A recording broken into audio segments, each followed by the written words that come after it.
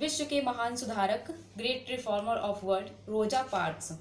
रोजा पार्क्स का जन्म 4 फरवरी 1913 यानी 4 फरवरी 1913 को अमेरिका के अल्बामा शहर में हुआ था।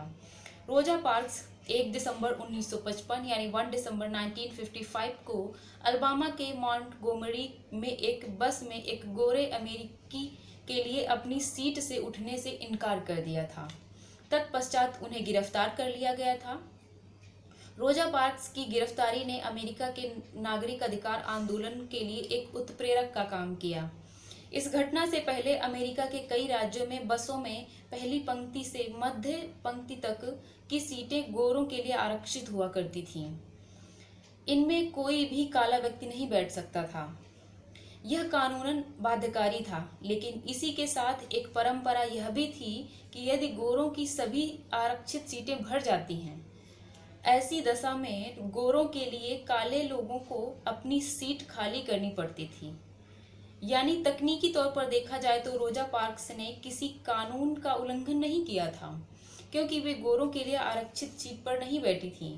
लेकिन जब एक गोरे को सीट देने के लिए ड्राइवर ने उनसे सीट छोड़ने के लिए कहा तो रोजा पार्क्स ने इनकार कर दिया और उन्हें इस अवज्ञा के कारण गिरफ्तार किया गया।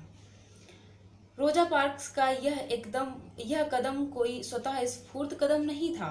दरअसल रोजा पार्क्स 1943 यानी 1943 से ही काले लोगों के नागरिक अधिकार आंदोलन के साथ जुड़ी हुई थी और उसके एक संगठन NAACP की सदस्य थीं।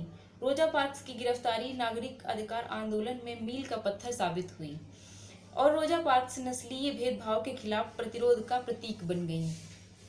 स्वयं रोजा पार्क्स ने 1913 से 1955 यानी 1943 से 1955 तक नागरिक अधिकारों के लिए बहुत सी लड़ाइयाँ लड़ी।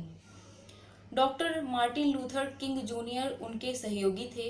किंग ने 1958 यानी 1958 में प्रकाशित अपनी किताब स्ट्राइड टूवर्ड्स फ्रीडम में लिखा है कि रोजा पार्क्स की गिरफ्तारी विरोध प्रदर्शनों का कारण नहीं बल्कि उत्प्रेरक था।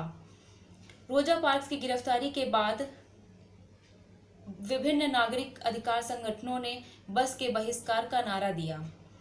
यह बहिष्कार ऐतिहासिक रूप से 13 महीने चला यानी 13 मंथ्स। तत्कालीन अमेरिकी कम्युनिस्ट पार्टी ने भी इस आंदोलन का सक्रिय समर्थन किया। इस आंदोलन ने कुछ ही महीनों में व्यापक रूप ले लिया। अंततः अमेरिकी सीनेट को बाध्य होना पड़ा और गोरे कालों के अलगाव के इस कानून को रद्द करना पड़ा। अमेरिका के नागरिक अधिकार आंदोलन की यह बहुत बड़ी जीत थी। अमेरिका का रेडिकल ब्लैक पैंथर मूवमेंट भी इसी जमीन पर पैदा हुआ।